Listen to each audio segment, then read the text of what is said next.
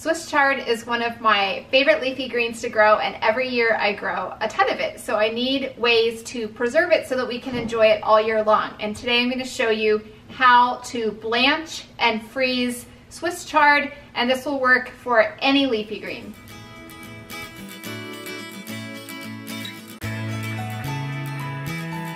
The first step is to strip the leaves.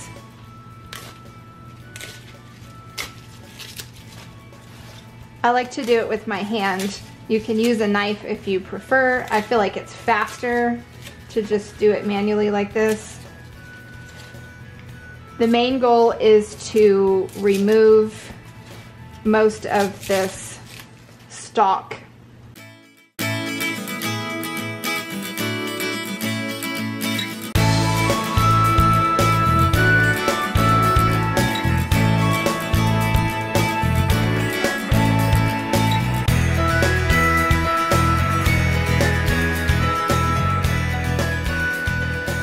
Okay, I set aside the stalks. Sometimes I dry those, sometimes I just feed them to our animals. And I've placed all of these leaves into a steamer basket. This steamer basket fits perfectly inside my big cooking pot. If you have a different steamer basket, use whatever you have. I can link to this one for you in case you're in the market for a good steamer basket. And then I'm going to drop this whole basket into a pot of boiling water. So now my pot of water is boiling, and I'm just going to drop this in. I'm going to grab a wooden spoon so I can submerge all of the leaves.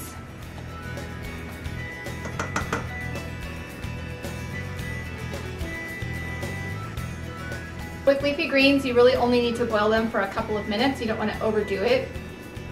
You are just slightly cooking to preserve the color and the flavor. So really even for like 3 minutes. In the meantime, you want to get your water bath ready, because as soon as I remove the steamer basket from the pot, I'm going to put it right into this ice water bath.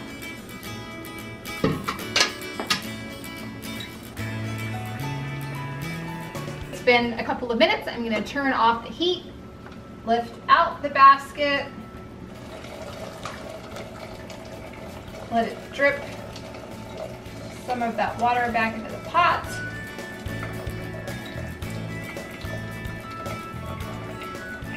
And then I'm going to transfer it to the ice water. I'm just going to push all those leaves down, make sure they're all submerged in the cold water. Sometimes I'll even take my hand and kind of swish them around, make sure that all of the heat has been removed, the cooking process has stopped.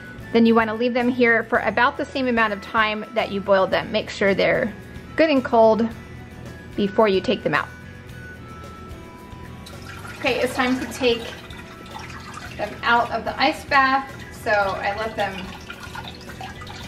drip out as much of the water as I can, and I'll even squeeze the leaves really hard here and let all of that go back into the pot. So the next step is to make sure to get as much of the water out as possible, because when you freeze them,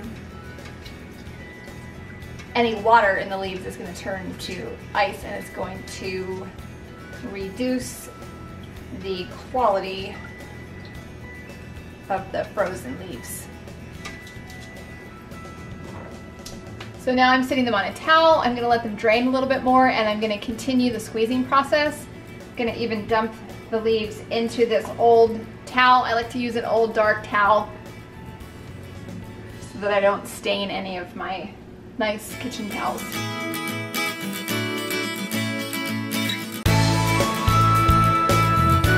And finally, I'm going to chop the leaves.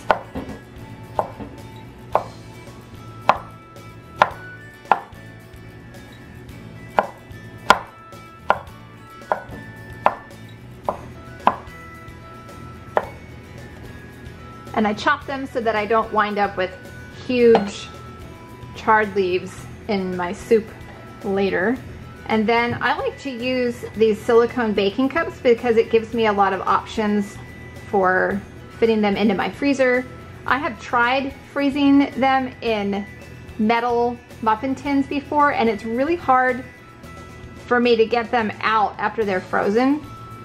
So I prefer to use silicone.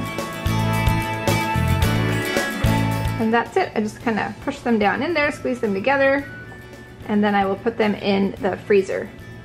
I wanted to show you some that I froze yesterday. These are already frozen solid, and then it's super easy to just pop them out.